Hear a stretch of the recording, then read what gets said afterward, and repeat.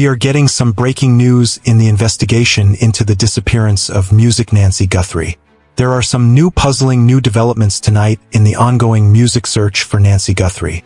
On day 70 of the Nancy Guthrie disappearance, a message surfaced that immediately pulled attention in a new direction.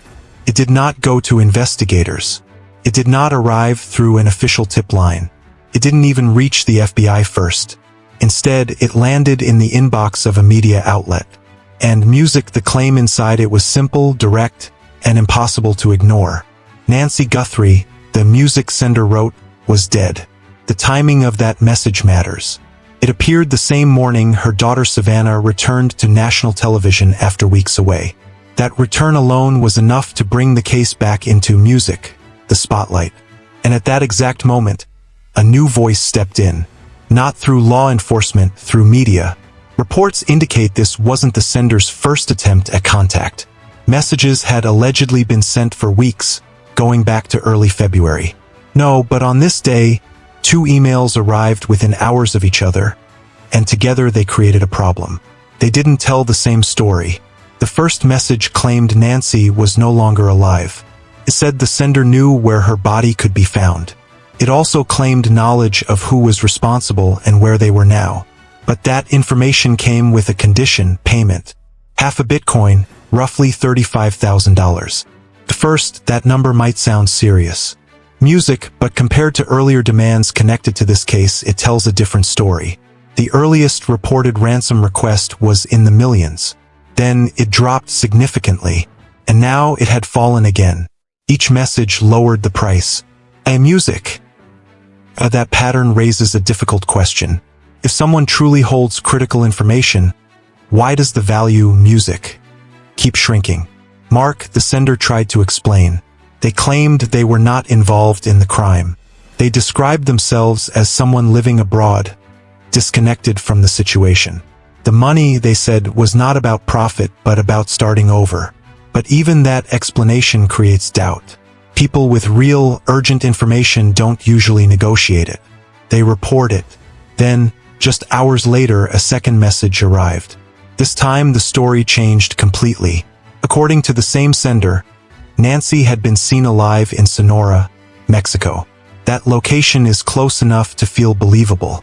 It borders Arizona and sits within reachable distance from Tucson. But the contradiction was immediate.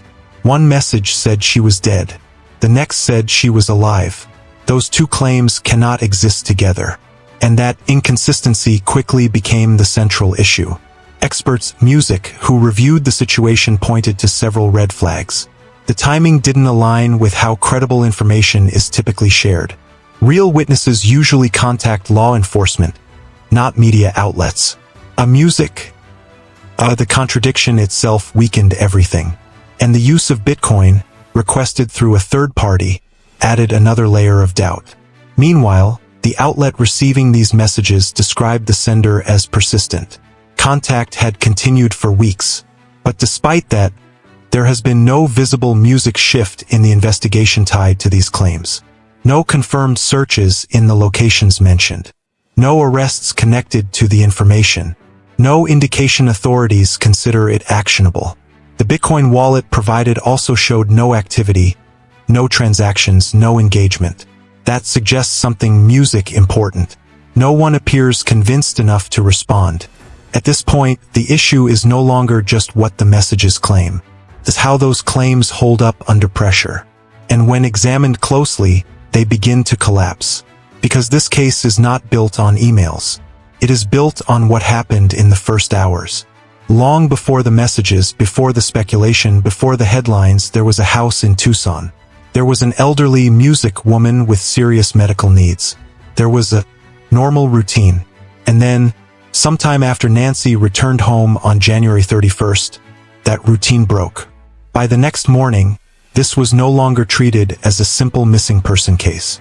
Investigators were looking at a possible abduction. That shift didn't happen randomly. It happened because of what the scene revealed.